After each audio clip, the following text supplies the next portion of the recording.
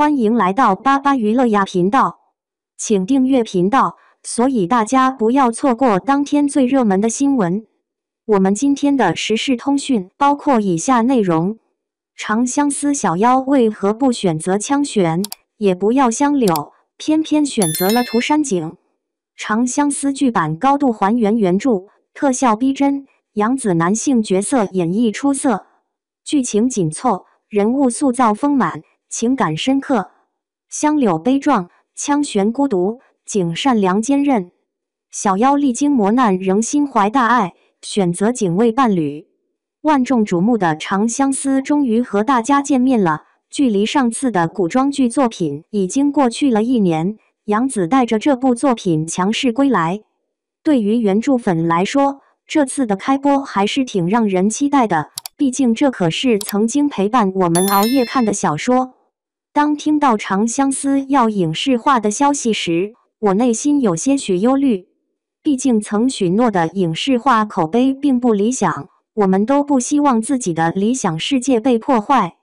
看过4集后，我彻底被征服，剧情还原度简直了，连小六的台词都是1比1复刻的。更让人惊喜的是，电视剧在许多细节上比小说还要精细，比如轩和安念的相处，小说中无法呈现的那些，电视剧都精心呈现出来了。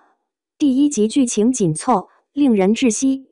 昌邑英勇牺牲，昌普紧随其后，安衡仿佛战死，小妖和枪悬被迫分离。短短1集，便将故事背景尽数呈现。虽然相比小说，剧中对细节稍作调整，但丝毫不影响剧情的整体走向，反而更加出彩。在新文案中，我们可以这样表达：石先生的加入，一方面让观众仿佛拥有了全知视角，对整个故事有了更深入的了解；另一方面，也暗示了小妖一直对枪悬的境遇了如指掌。在被麻子和串子发现的那一刹那，麻子大方地扔出了半块饼子，串子则漫不经心地抛出了一朵花。面对这2种截然不同的东西，代表着肉体与心灵的象征，璟却毫不犹豫地紧握住了那朵花。这个改编的构思巧妙绝伦。猴的身体虽然遭受巨大屈辱，但他却能够选择不在意，真正的挑战来自于对他心灵的冲击。他仍然怀揣着追逐美好的决心，这也是涂山璟这个角色最让人感动的地方。长相思不仅剧情高度还原，其特效也同样出色，特别是宣用灵力催使梅树开花的场景，令人惊艳，仿佛亲眼所见。此外，香柳的坐骑毛球，小妖拼死保护的肥肥，以及清水镇的1年4季，每一处细节都十分逼真，让人仿佛置身于真实的清水镇。杨紫扮演男性的演绎令人印象深刻，他的演出不仅自然，而且还活灵活现。尤其是文小六这个角色，他的吃饭不爱刷碗的糙汉子形象被杨紫诠释得淋漓尽致，无论是表情、姿势、形态还是声音，都让人觉得仿佛他是一个真正的男人。邓为饰演的涂山璟一出场就令人眼前一亮，他身上的泥泞和破烂的衣物，以及伤痕累累的身体，都让人想起书中的那个被遗弃在清水河边的时期。这本书的粉丝对此非常满意。长相思最初创作时，主人公枪悬的姓氏是颛顼，后来在2019年再版时改为了枪悬，同时也对其他角色进行了改名，共工和蚩尤改为了洪江和赤尘。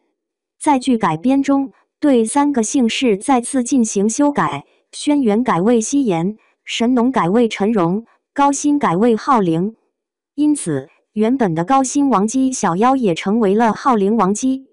为了更好地理解剧方为何专门改名，我们需要回顾一下桐华多年前的另一部作品《曾许诺》。《曾许诺》作为长相思的前传，主要讲述了小妖父辈的故事，也就是长相思第1集中介绍的背景。曾许诺的电视剧改编版《上古情歌》在2017年就已经问世。在最初的版本中，剧中的角色名称并未改变，但引起了广泛的社会争议。许多观众举报该剧对神话人物进行了诋毁，并要求停止拍摄。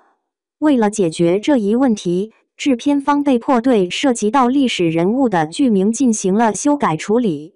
尽管名称有所变化，但剧集的核心思想和故事内容仍然保持不变，继续为观众带来精彩的视听体验。剧组为了防止剧透，提前对人名进行了改动，但故事情节仍然是经典的长相思。为了通过审核，小妖的身世在电视剧中做了一些改动。原本，小妖的母亲是西延唯一的王姬安衡，也就是西延王后的独生女儿。但在改编后，小妖的母亲成了王后的徒弟，因此小妖和枪玄实际上是存在血缘关系的。为了顺利播出，电视剧将两人的关系改为青梅竹马。虽然剧中有一些台词和原著不符，例如小时候约定的永远不分开，在原著中是枪玄提议成亲才能永远在一起，小妖表示同意，但在配音时却改为了做一辈子的好兄妹。虽然台词变了，但是我们能感受到他们之间的深厚感情。尽管这些元素被移除，预告片显示枪玄和小妖仍然是最具吸引力的一对。至于女主角是否会改变选择，这仍然是一个未知数。虽然小妖面临着4男的深情追求，但我从原著中发现，这些男人们心中其实都有着更珍视的事物。他们利用他，又在某些时候选择放弃他，这让我想起了《步步惊心》中的若曦。桐华的笔下总是能让人感受到刻骨的疼痛。身为一个女主控，我已经被虐得无法形容，现在只希望小妖能够独自美丽。从未见过女主对男主不倾心的剧。这部改编自桐华早期作品的电视剧中，男1到男4全部喜欢女主，他们每个人都极其优秀，对于局外人如我，实在难以抉择。那么，小妖为何坚定不移地选择了涂山璟呢？香柳，这位人气最高的角色，在原著和剧版中都有着广泛的喜爱。他和小妖在清水镇相识，小妖的那一句看似随意的话，却深深地印在了香柳的心中。香柳以浪荡子的外表接近小妖，实则教他射箭，帮助他寻找最适合的弓箭，让他拥有自保的能力。介玄为了和小妖共度余生，策划了璟的死亡，却被香柳秘密救出并送到小妖的身边，让他有了可以依靠的人。香柳虽然自己是被人唾弃的九头妖怪，但他知道不能给予小妖幸福，于是他选择了让他和自己所爱的人相依相守。小妖迷茫无措时，香柳教会他在海底呼吸，为他在最黑暗的时刻点亮希望之光。在完成了这项任务后，香柳壮烈牺牲，这一幕在小说中深深打动了读者。香柳无疑是最为悲惨的3位男主角之一。原文案中描述了在原著中，枪玄是最后出场的角色，也是桐华最为用心塑造的角色。全书的故事情节都以枪玄的霸业为主线，因此虽然他不是小妖的恋人，却在剧中成为了主角。可以理解为，虽然小妖和枪玄没有恋爱关系，但因为它的重要性和全书的剧情主线，它成为了电视剧的主角。枪玄和小妖自幼一起成长，相互信赖，他们是彼此最可靠的依靠。然而，枪玄的帝王之路充满了艰辛与孤独，他深爱着小妖，却为了得到其他家族的支持而不得不利用他。这样的抉择使得他们的未来充满了阴霾和凄凉。尽管璟是小妖的官方伴侣，但是还是有很多人无法理解小妖为何选择了他。他们2个在清水镇相遇，当璟被他的亲哥哥侯折磨得体无完肤时，他仍然保持着善良的心。小妖曾经说过，如果一个人遭受这样的折磨，通常他们的性格会大变，但璟却仍然保持着他的善良。小妖的一生充满了挑战，但他从未放弃对未来的希望。他的人生高光时刻，并非在于他选择了与谁共度一生，而是在历经世间磨难后，仍然心怀大爱，致力于惠泽后世。他和景的性格内核是相似的，都充满了坚韧和决心。当阿念找上门时，景选择了避而不见，没有对小妖提供保护。